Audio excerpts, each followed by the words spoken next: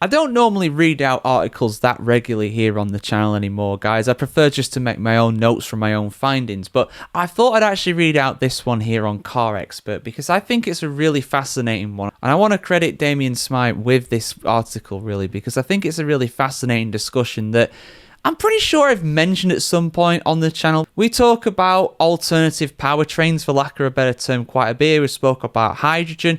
We've spoke about electric vehicles a lot.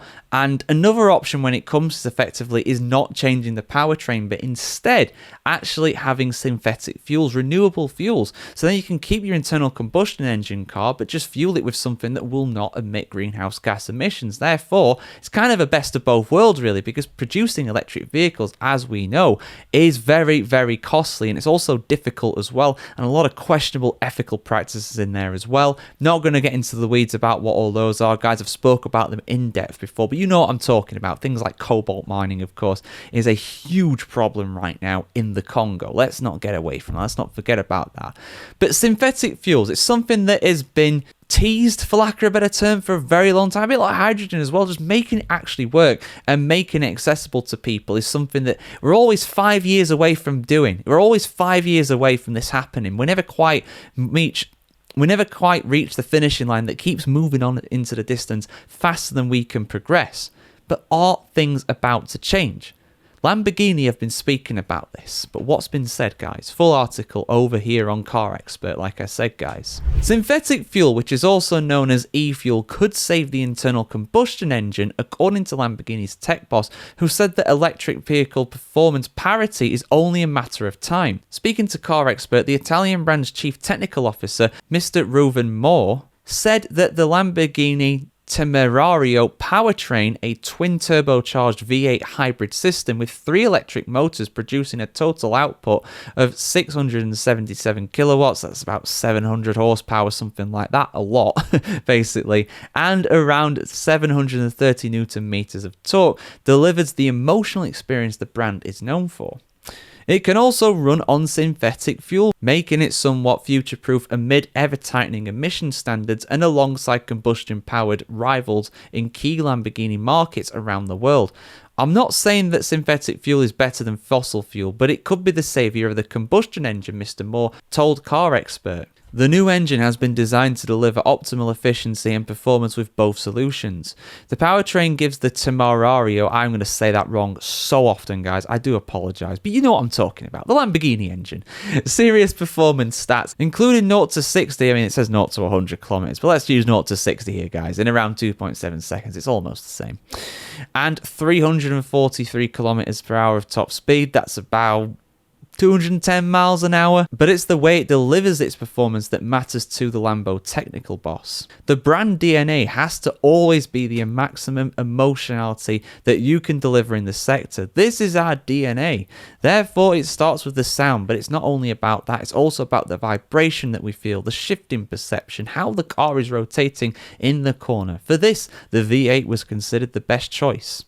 And a good choice at that, no doubt. To set the V8 further apart from its rivals, Mr. Moore's team then set a staggeringly high benchmark of a 10,000 RPM rev limit. We decided, okay, what we must do is to do the most emotional V8 engine in the segment, and this high revving direction was right here. If you speak about the race-orientated engine, its revs are always being emotions, not only because of the sound. The pursuit and the customer demand of a visceral experience is why Lamborghini will be later than rival Ferrari in adding EVs to its lineup, which it currently plans to do in 2029. Mr. Moore also said that Lamborghini is working hard to keep ICE technology, which he says has still got room for improvement in production for as long as possible. If you ask me, the emotion side at the moment, like I said before, I don't see the electric solution that is convincing now, Mr. Moore said. Its time will come, trust me, because this kind of technology transformation needs longer, he said. But we should not also make the mistake to think that ICE, will stop, because I can tell you the generation that now is growing up step by step with the electrification of the standard cars, for them, there will be a point where they say, okay, the old combustion thing is cool. That's why synthetic fuels will be key technology for brands such as Lamborghini and fellow Volkswagen Group automaker Porsche, but with both brands investing in it for future products. but also because of the critical role heritage plays in the image of each brand.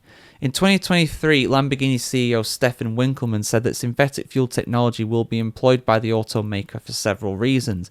There are different levels to how we see it, Mr. Winkelmann said. The first one is that we might utilize synthetic fuels for only our race activities. The second thing is to protect our car park, because the majority of our cars after 60 years still exist. So after 2023, there must be an opportunity, and this is what I think is very important, that all of our customers can continue to drive their cars.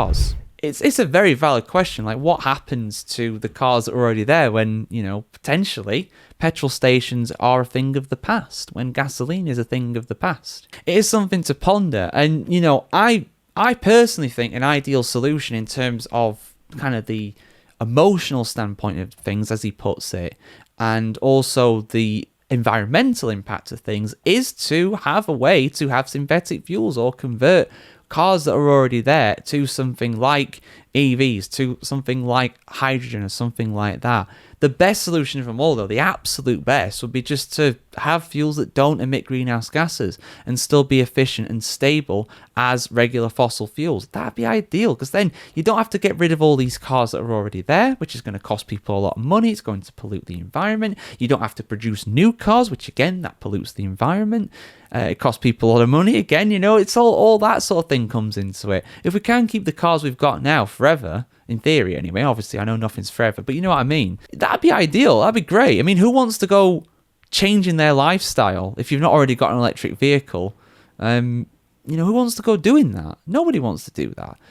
People get electric cars for many different reasons. Environmentally, because they actually prefer them, because of the cost and stuff as well. Running costs and the maintenance costs them in general a lot less. But for those who haven't kind of taken the plunge, for lack of a better term, then yeah, I can absolutely see that being a very valid solution, and I love to see it. It's just making sure the technology's there. It's like, when do we get to that point?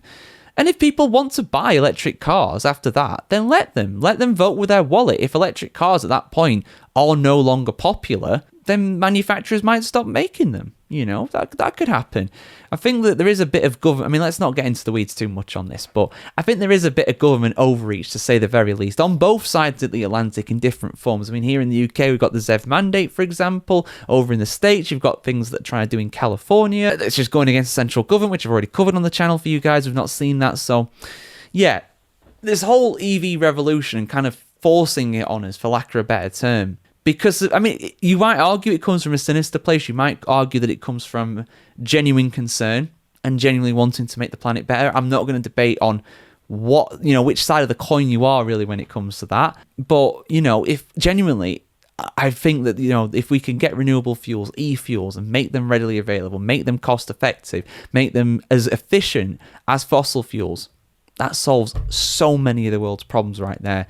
But it's just getting to that point. And I don't know how long it's going to take, but we'll see, guys. Your thoughts are appreciated in the comments below, as always, guys. Like, share, comment, subscribe if you want to see more of this. And have a fantastic day wherever in the world today. And we'll see you very soon for much more content on the world of cars, just like this.